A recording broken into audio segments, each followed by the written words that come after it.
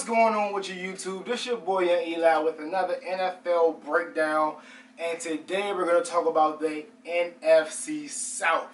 And to start on the NFC South, man, we're going to the A. We're going to talk about Atlanta, man. Atlanta has had problems. They've been desperately wanting pass rush, and in the first round of the draft, they did so with drafting Vic Beasley, man. So that's a nice pickup. If he can come around and give them a spark on defense that they need, they have nice cornerbacks and safeties, so like that defense just really needed an edge rusher. And if he can give them a spark and some production, they're going to be a team to be reckoned with in that AFC South. Offense has already been there, and they lost Steven Jackson, but they addressed it in the draft by getting Tevin Coleman. This guy is a beast. He's a home run hitter. I wish DOWS would have got him because we desperately needed a running back, but we needed a running back to fill the Michael Murray shoes. So hopefully the guys we have now can pick it up. But this guy Tevin Coleman is going to be a beast. And you already know what they have on the outside. You got Roddy White and you got Julio Jones. That's like one of the top 5, top 3 wide receiver combos in the league right now. Yeah, they lost Tony G, but they got my boy Tony Moyaki. Not a real familiar name with like a lot of you, but he's a nice big tight end. One of those basketball-esque tight ends. Big guy you can throw the ball up to. So hopefully Atlanta, they can mold him, get him going, man. I think he can be a nice weapon for him. Matt Ryan, solid quarterback. I think they might be. Let me think. I think they might be my favorite to win this division, man. Moving right along, we're going to go to the Tampa Bay Bucks. Didn't really make too much splash on the offseason, but they had the #1 pick, and we all know who they drafted, Jameis Winston, man. I think this guy is going to be pretty good in the league, man. Despite what anybody says, you know, anytime a black quarterback come out, it's always, you're not sure. Man, I think this guy's going to be a bona fide star. And he has a nice team around him, especially on offense. He has a nice offense around him that I think he can succeed in. He can stand in that pocket and throw the ball. Decent O-line, but he has 2 big receivers. So he doesn't even have to be too accurate to throw to these big guys and Vincent Jackson and Mike Evans. Oh, man. Nice running backs behind him, man. They have a nice little defense. You got the muscle hamster behind them, man. So, I mean, they have like a pretty good team. They didn't really do too much. They just re-signed like a lot of the people. Mike Jenkins and re-signed Mike Jenkins, Major Wright, safety, Jason Williams, Larry English. They just re-signed like pretty much a lot of their people, man. And on defense, they pretty good, man. Drew McCoy, great D-line. I don't know, man. Maybe second or third in the division, man. But moving right along, we're gonna go to the Saints. And man, this was a rough offseason for them. Kind of seems like they're rebuilding, man. I don't know how or why they let go their #1 option on offense. Jimmy Graham, he went to Seattle. We'll talk about them next week. Man, they lost Kenny Stills, another weapon. Man, they're pretty good at wide receiver with Colston and Cooks.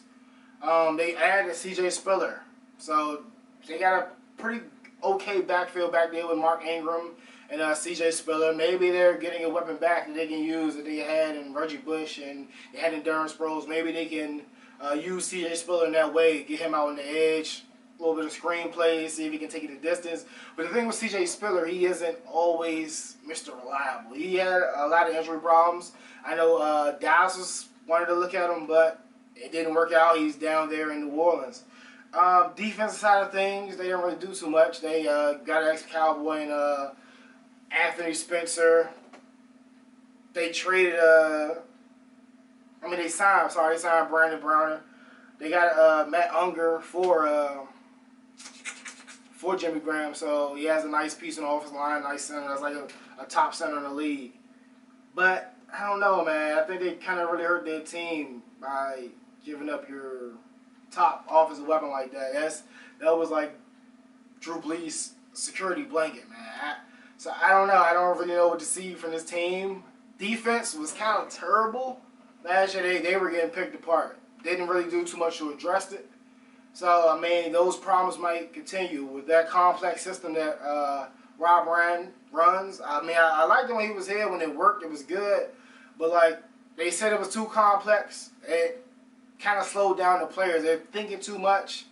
So that's what we did. We kind of got rid of them and just went to a more basic defense so they can just run after the ball, not too much thinking, just react and play football.